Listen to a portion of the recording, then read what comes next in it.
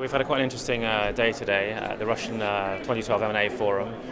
We've talked about deal drivers, obviously, as you mentioned in your question. I think some of the things that people have been talking about today are the continuing economic performance of Russia, which has been better than the European average, actually.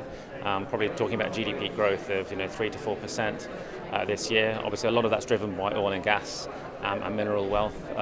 Also been talking about the tech sector and in high tech and what's happening in Russia in tech M&A. And actually, there's lots and lots going on in tech sector in Russia. The government's been very, very supportive of the Russian tech industry. They've put hundreds of millions of dollars into IT parks like Skolkovo, just outside Moscow, also the Kazan IT park.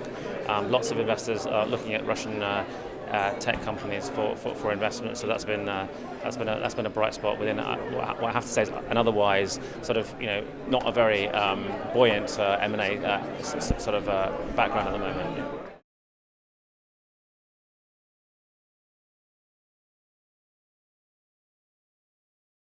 Yeah, so I think that the Russian M&A market has obviously suffered as a result of the broader decline in M&A volumes, which we've seen across Europe and the rest of the world, obviously driven by the global financial crisis. But the Russian M&A market is also very, very heavily tied to oil and gas and extractive industries, metal and mining. And obviously, with the slowdown in demand from China, there has just been less and less activity in those key sectors which tend to dominate the Russian M&A scene. And just finally, what have been some of the most interesting bits that you found about the day and just sitting listening to the sessions and speaking to people? Yeah, so I think the really interesting thing is that how many people we've had here today. We've had about 160, 170 people who have come to the forum today. We've had investment bankers, lawyers, private equity executives, and also quite a lot of corporates as well. There's been a lot of corporates there, much more than I would expect to see at other forums. So I think there is a lot of interest in the M&A market in Russia, which let's not forget, it's been developing over the last 20 years.